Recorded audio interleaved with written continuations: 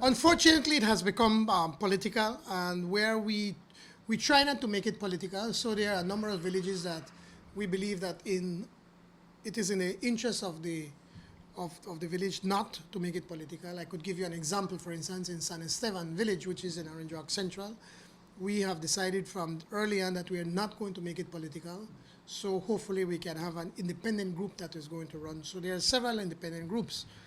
And in some areas, because we think why we're going to divide our community, there are many of our representatives and standard bearers that have decided in certain villages it's not worth it. We're not going to do that to our people.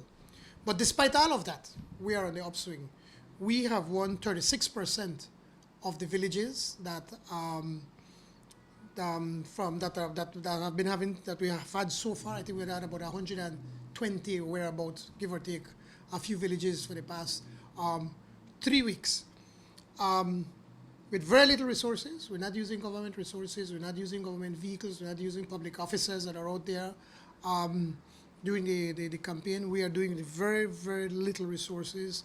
We have already won 36%, which is a significant improvement from what we did 3 years ago. We'd only won about 25% of the villages.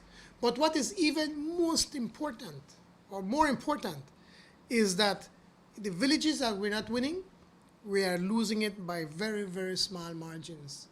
I'll give you 1 or 2 examples. The village of San Jose in Orange Walk North, where the former DPM is a representative, Honorable Gaspar Vega. 3 years ago, we lost that village by over 500 votes. We lost it this week by a little over 30 votes.